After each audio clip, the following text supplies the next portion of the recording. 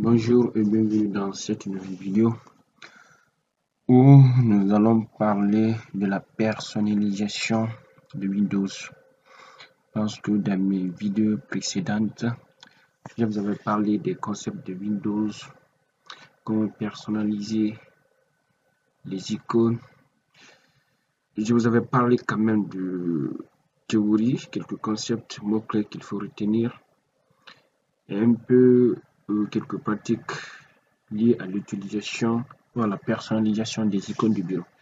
Et on avait commencé également à parler du bureau, on avait défini quelques composants. Aujourd'hui, nous allons continuer toujours avec la personnalisation cette fois-ci et quelques parties qui concernent surtout le bureau également.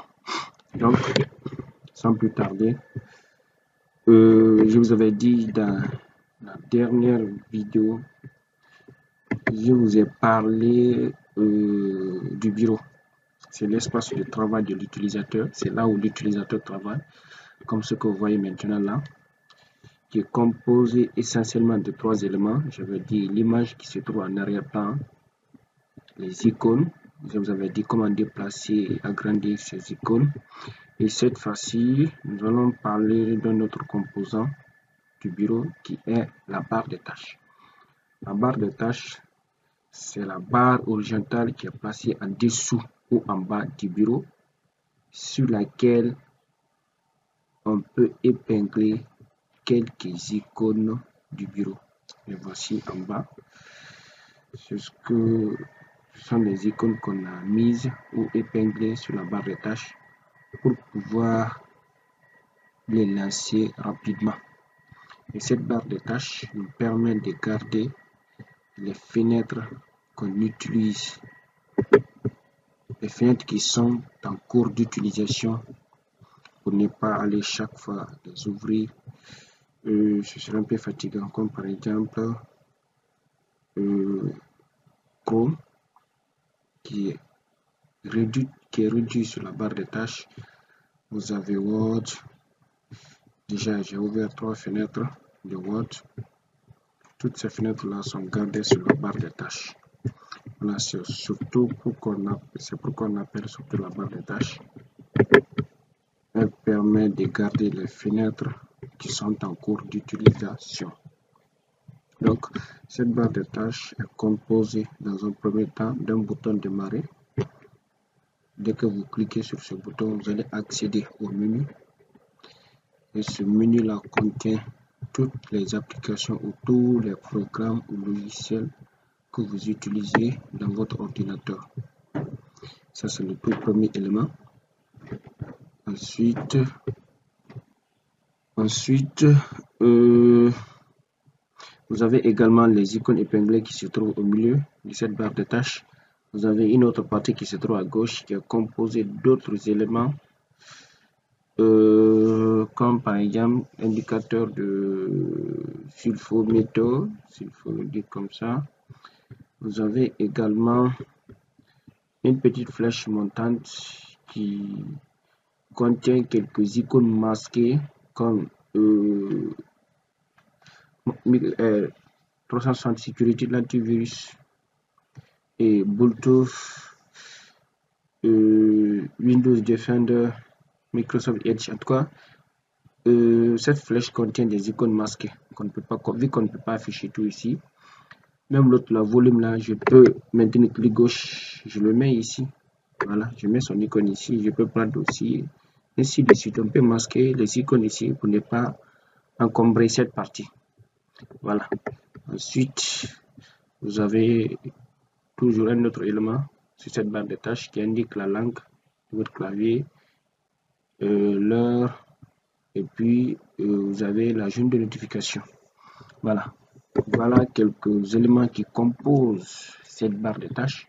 Et ne restez pas sans savoir que cette barre de tâches peut être déplacée également. On peut la déplacer. Pour la déplacer, il suffit juste de maintenir clic gauche enfoncé et vous la déplacez vers le haut. Directement, je l'ai déplacée. Désormais, elle se trouve en haut. Je vais encore maintenir le clic gauche. Je vais cette fois-ci à ma gauche. Voilà. Elle se trouve à ma gauche désormais.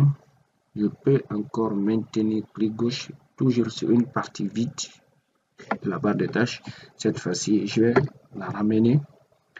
Je vais l'envoyer à ma droite. Et puis encore, je maintiens clic gauche et je la descends en bas. Mais attention, lorsque vous essayez de déplacer cette barre de tâches et que vous ne parvenez pas, tout comme les icônes, il faut d'abord faire clic droit sur une partie vide de la barre de tâches et vérifier si l'option là, verrouiller la barre de tâches, n'est pas cochée. Si elle est cochée, cela veut dire que vous ne pourrez pas déplacer votre barre de tâches. Dans mon cas, ce n'est pas coché, c'est pourquoi j'ai pu déplacer la barre de tâches. Et dès que je coche, par exemple, je clique, je vais encore faire clic droit.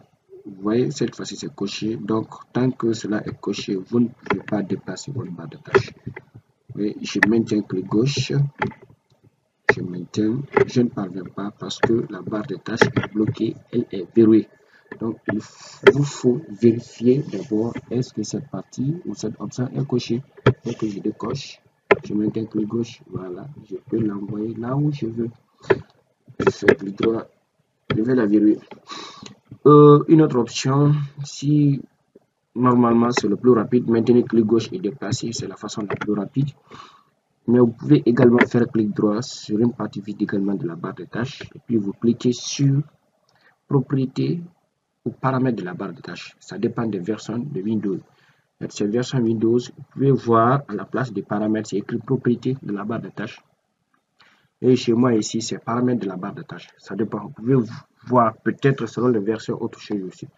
Et moi, chez moi ici, c'est paramètres de la barre de tâches. Et j'utilise la version Windows 10, j'espère 2019.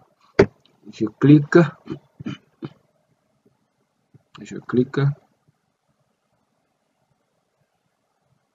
Je vais attendre un peu. Et voilà, dans ce paramètre ou dans cette fenêtre, je vais regarder. Je suis dans barre de tâches, position de la barre de tâches. Je clique, je peux l'envoyer en haut. Puis c'est parti en haut.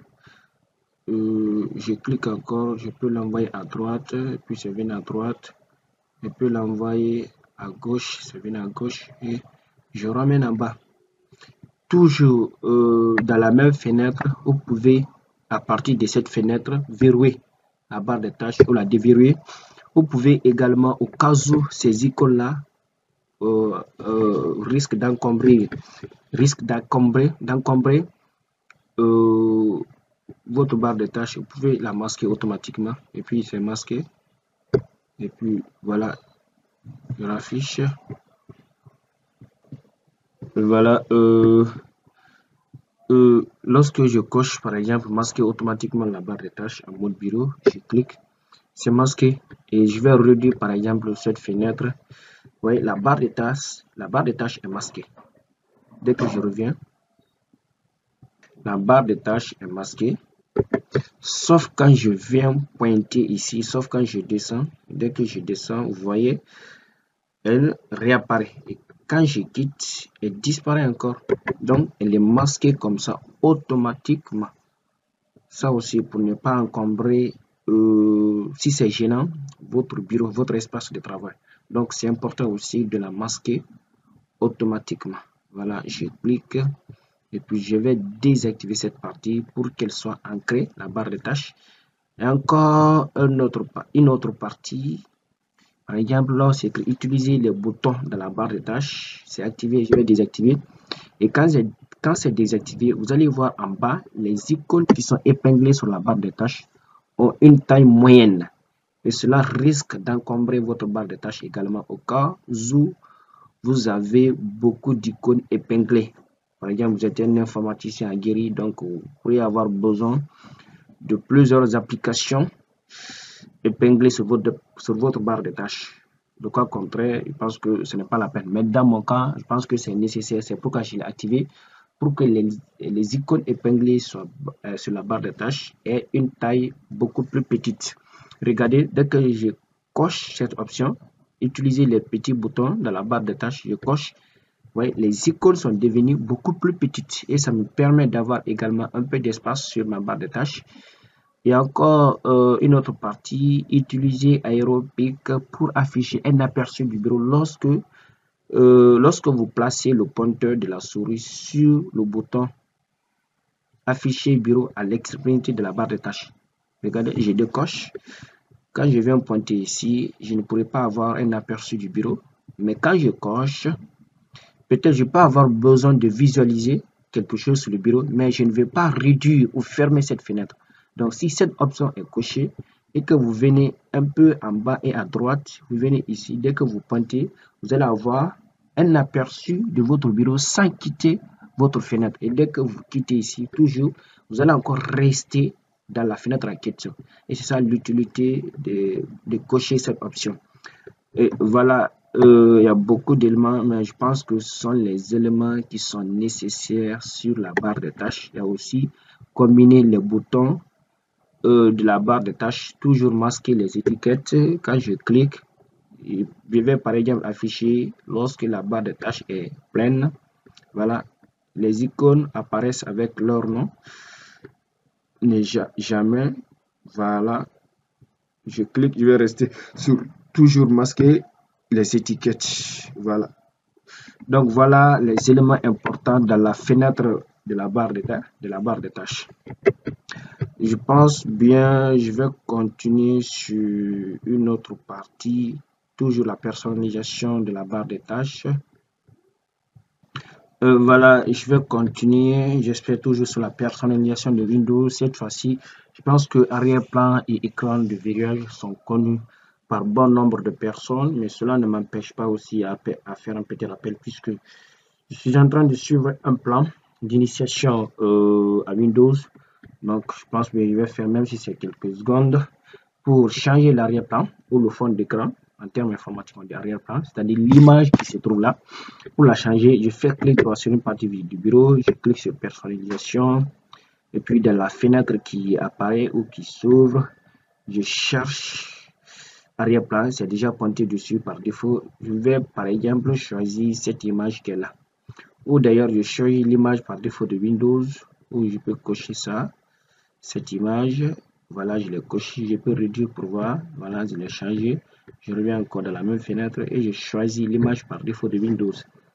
Et voilà, rapidement, je l'ai changé. On peut remplacer également par une couleur, mais je pense que ce n'est pas nécessaire. Donc, dans la même fenêtre, je ferme, je change mon arrière-plan. Je fais encore clic droit cette fois-ci pour changer écran de verrouillage, l'image de l'écran de verrouillage, parce qu'il y a une image pour l'arrière-plan. Il y a une autre image pour votre écran de verrouillage. Donc, c'est ce que je vais changer tout à l'heure, l'image de l'écran de verrouillage. Je fais encore clic droit sur une partie du bureau. Je clique sur personnaliser.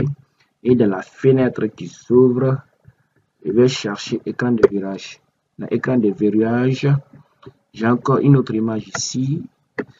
Ce que je vais changer encore par une image par défaut de Windows. Par exemple, je choisis celle-ci. C'est changé. Pour m'assurer que c'est changé, je ferme d'abord la fenêtre et puis je vais essayer de verrouiller mon ordinateur en faisant la combinaison des touches Windows plus L. Voilà, mon ordinateur est verrouillé et l'image que j'ai mise comme écran de verrouillage apparaît. Puis je clique, je mets mon mot de passe, et puis c'est verrouillé. Donc voilà comment changer l'arrière-plan et écran de verrouillage de l'ordinateur. Ensuite, je vais changer le pointeur de la souris. Ce pointeur de la souris là, on peut le changer. Hein. C'est possible de changer par un autre pointeur, bien sûr. Allez très rapidement. J'ai deux possibilités. Soit dans la zone de recherche Windows ici, j'écris souris. Dans la zone de recherche Windows, j'écris souris. Et puis je cherche paramètres de la souris ou modifier les paramètres de votre souris. Ça dépend. Moi, je prends par exemple paramètres de la souris. Et quand je clique dessus, dans la fenêtre qui s'ouvre, je cherche options supplémentaires de la souris. Je clique dessus et directement, il y a une petite boîte de dialogue qui va apparaître. Dans cette boîte, je peux faire beaucoup de choses. Mais ce qui m'intéresse ici, j'espère, c'est changer le pointeur de la souris. Et je clique sur l'onglet pointeur. Une fois là, j'ai beaucoup de positions de pointeur ici. Et chaque position ici signifie quelque chose, mais ce n'est pas ce qui nous intéresse ici. Par exemple, lorsque vous voyez votre pointeur de la souris à cette position, cela veut dire que tu es dans la sélection. Lorsque vous voyez cette position, cela veut dire qu'il y a un traitement qui est en cours, ainsi de suite. Donc, moi, je vais cliquer sur parcourir ici. Quand je clique sur parcourir, j'ai encore une autre fenêtre qui apparaît avec beaucoup d'exemplaires, beaucoup de modèles de pointeurs de la souris. Je vais par exemple choisir ce pointeur qui est Aerolink qui est là. Je clique dessus.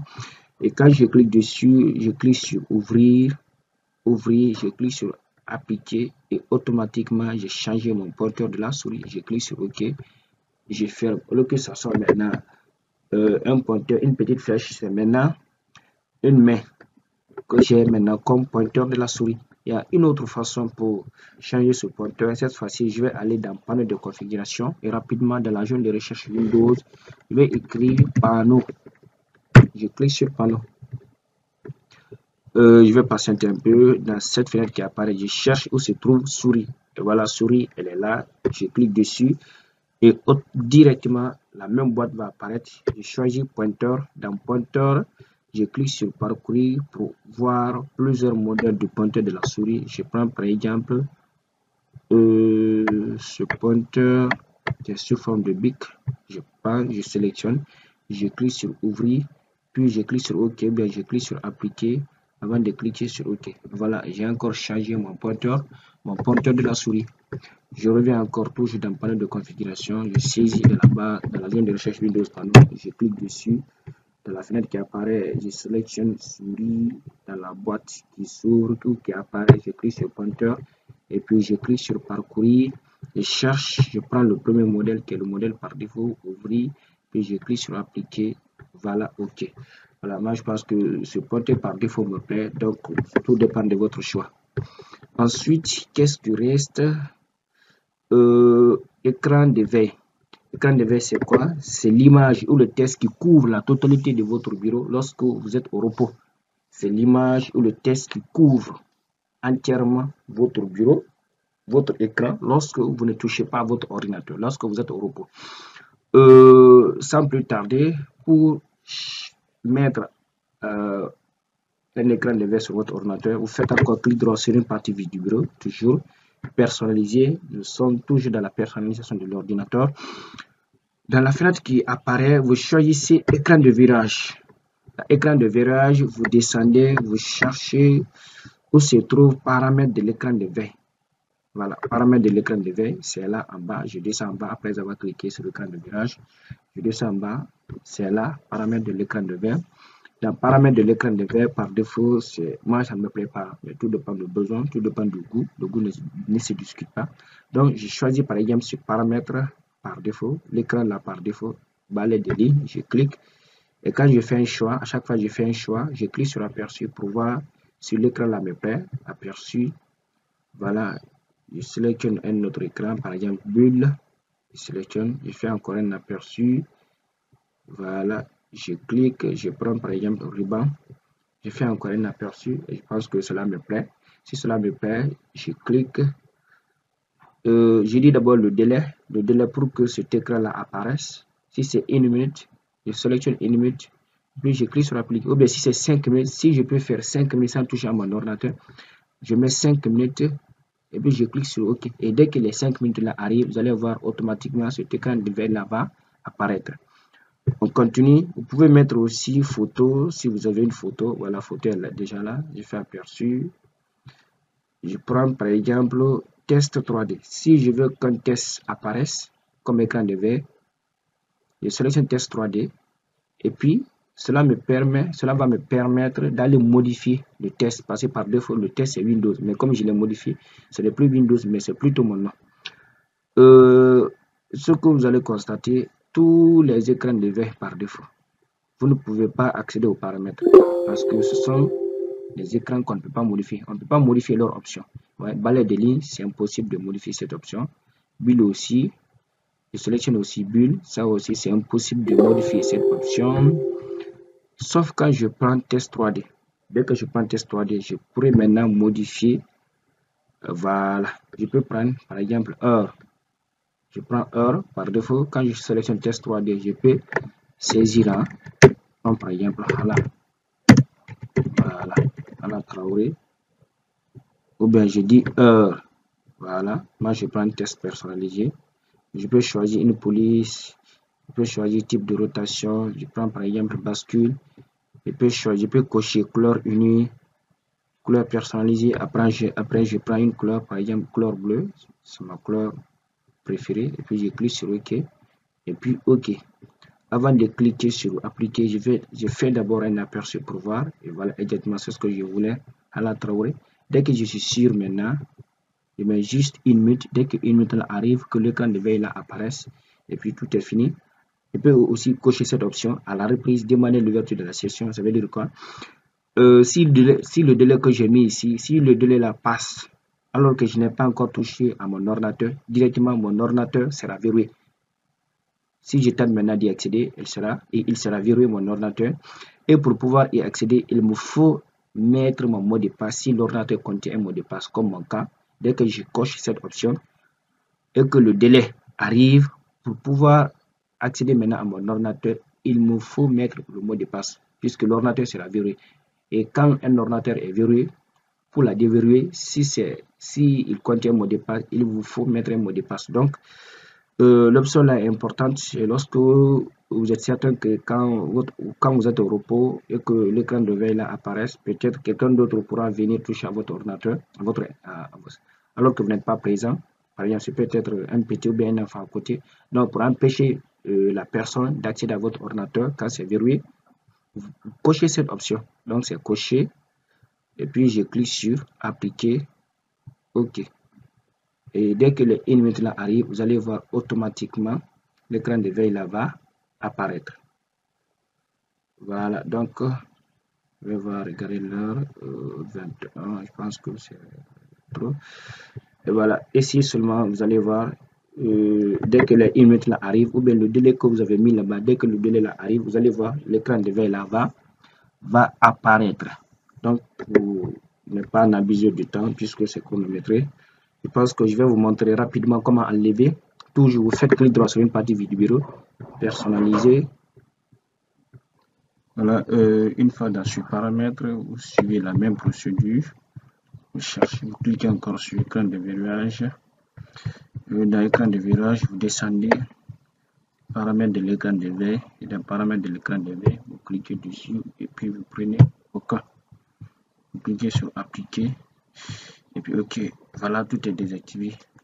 C'est tout pour cette vidéo. Merci de votre attention.